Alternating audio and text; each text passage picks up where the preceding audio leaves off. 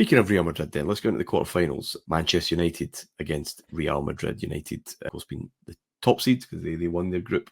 This looked like the absolute tie of that quarterfinal lineup. Real in the Bernabeu.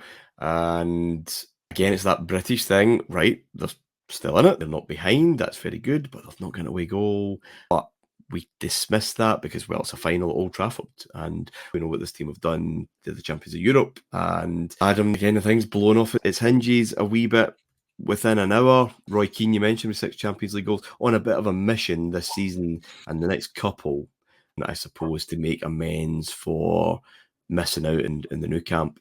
Scores an OG. Raul scores a couple in the space of 3 minutes, I think, and just after half time to go 3-0 up. United do come back. Beckham doing what Beckham does, and there's a Paul Scholes penalty late on. They would still need another 2 because of away goals. And at uni the next day, no one was talking about any of the goals scored because they were all talking about Fernando Redondo and that move and that setup for one of Raul's goals.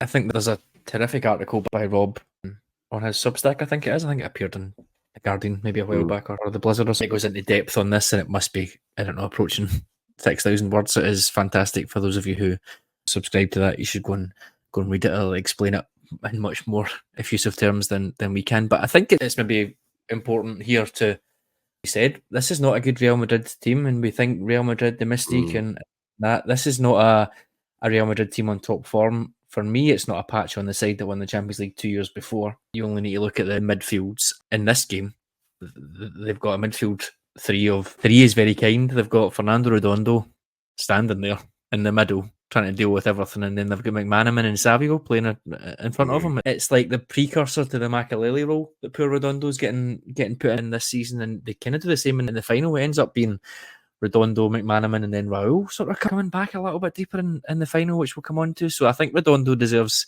huge amounts of credit for plugging all the gaps that he managed to plug in this one. But like I said, it's important to remember that Madrid were the underdogs coming into this game. Man United are flying, pretty much won the league, I think, by this point. Yeah.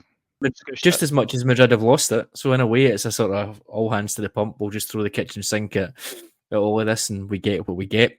The interesting thing about this was the surprise that 𝐬𝐝𝐵𝐿 tactical switch that 𝐬𝐵𝐿 put on Ferguson. Was absolutely not expecting it. He went to a back 3, which they'd never done before. It just gave them that little bit of shape, and it meant that they could get the fullbacks up against United's fullbacks. You think of Gary Neville and Dennis Irwin compared to Michel Salgado and Roberto Carlos, and you think of who should be attacking and who should be defending, and that's exactly how that came to pass. And it's a really good example, I think.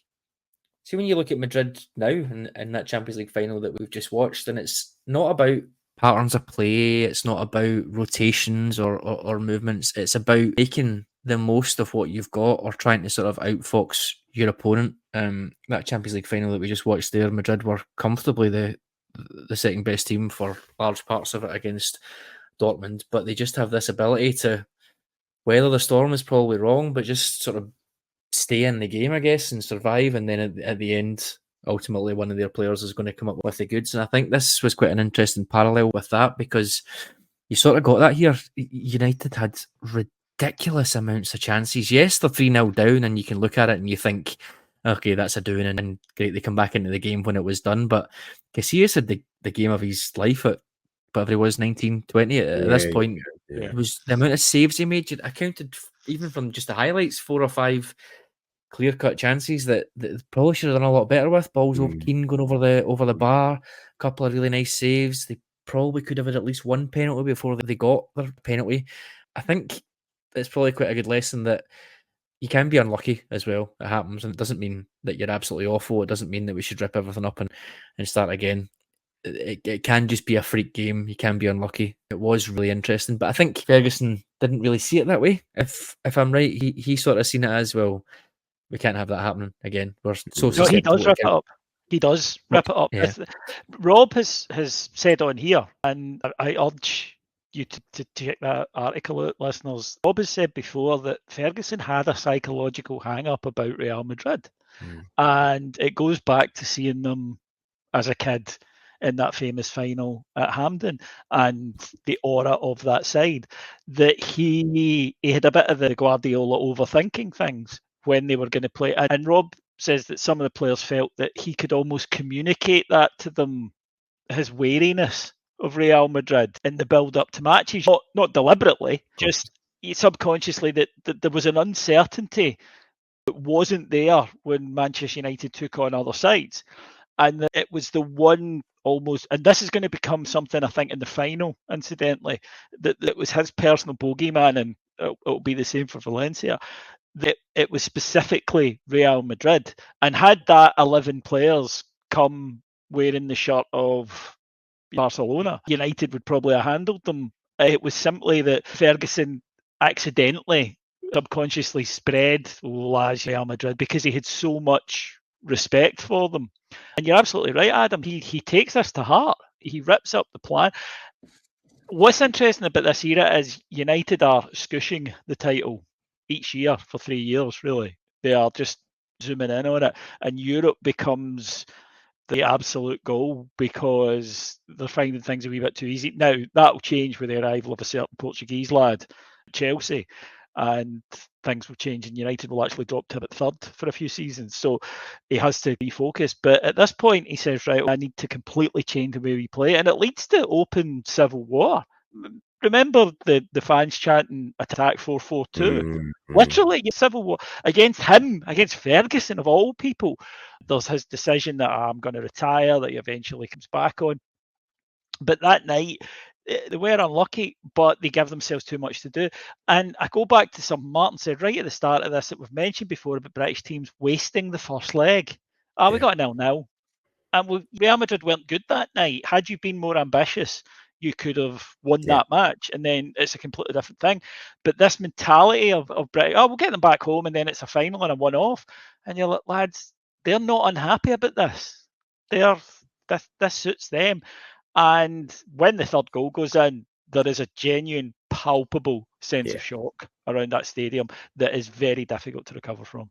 It's also the timing as well, I guess, isn't it? Because you think in at half time, 1-0, we've done quite well in the first half. That's really unlucky. And then within that's a half time, you're 3 down. He said as well that he probably, the Del Bosque switch pre-game, it probably took him a bit longer to change it than he would. I think he said if he'd have went to 4-3-3 and put that extra man in midfield to swamp Redondo, and then obviously give them 3 forwards, if you like, up against Madrid's 3, he thought they would have won it pretty handily if he'd have maybe reacted to that, whether it was at some point in the first half or at half time. So he sort of blamed himself there. But I guess that caginess that we're talking about, then, that it does come in to them, and it permeates through domestic as well. I think when you think about them over the rest of the 2000s, I guess they become very cagey in knockout football and counter-attacking. And this is the end of that first decade of Manchester United, free-flowing 4-4-2, wide play. It absolutely is.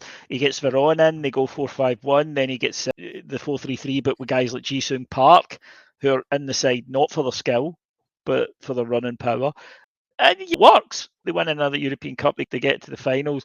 But I think in terms of just the sort of pure excitement that United could generate in that kind of 90s, it is gone. And it's this night. That is completely what he goes away and rips it up and says, right, I need to rethink that. The Real Madrid thing is fascinating. I'm not sure. Beat Real Madrid. They don't meet that often right now. They're going to meet again in 03.